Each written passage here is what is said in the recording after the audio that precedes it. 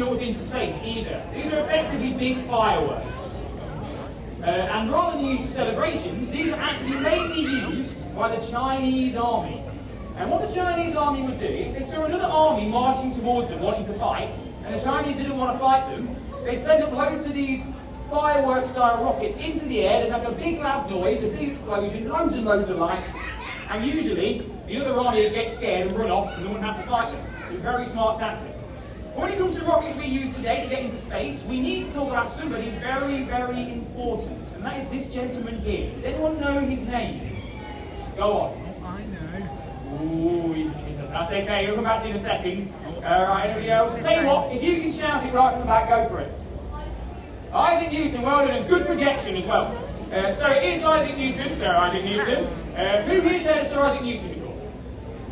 Fantastic. A lot of the kids, not many of the adults, okay. Quite not surprising.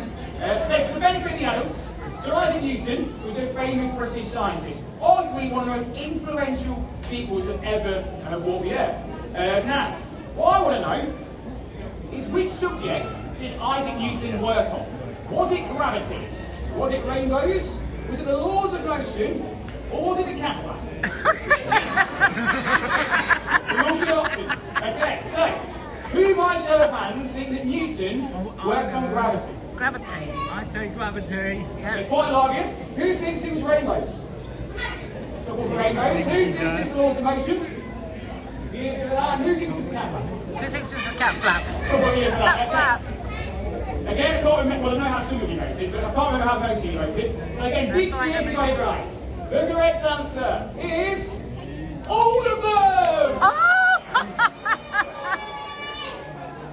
So yes, Sir Isaac Newton actually worked on all of these things. And that's his most famous, judging by the hands, for his work on gravity. So he discovered why we stay on the ground and why we don't just float around.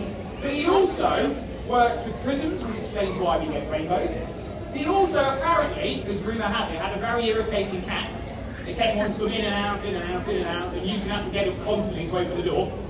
So what Newton did instead, he made a little hole in his door, just big enough for the cat to come in and out by itself. Put a little bit of material there so it won't get too cold in the winter, and that became the first cat flap. So wow. Very, very smart. There you But go. when it comes to getting into space, when it comes to rockets, the cat flap is not the most useful thing that Newton came up with. That most probably goes to the laws of motion. And he came up with 3 laws of motion. You may have heard of them before, particularly the third one, because this is the one that really applies to rocket science. For every action, there is an equal and opposite reaction. So basically, if we want something to go up that way, like a rocket for instance, we need a force pushing down that way. Now, Lucy here has a live experiment to show you this, how this works. A very, very expensive high-tech experiment. It involves 3 things. The first thing it involves is water. Please, hold your applause over. So here's the water. It's inside the second thing, which is a film canister. Now kids, if you don't know what a film canister is, ask your parents later on. Sure, they'll let you know. And now Lucy's going to show you the third, and maybe the most vital ingredient.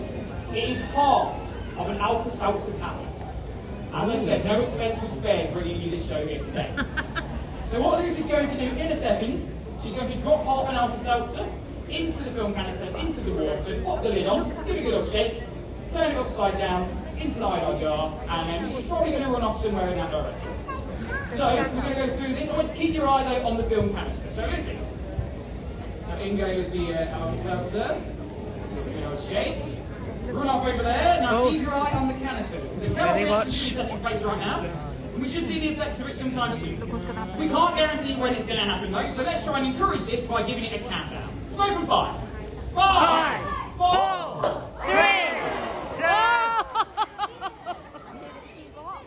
3, 2, 1. There we go. So, there was our law of motion.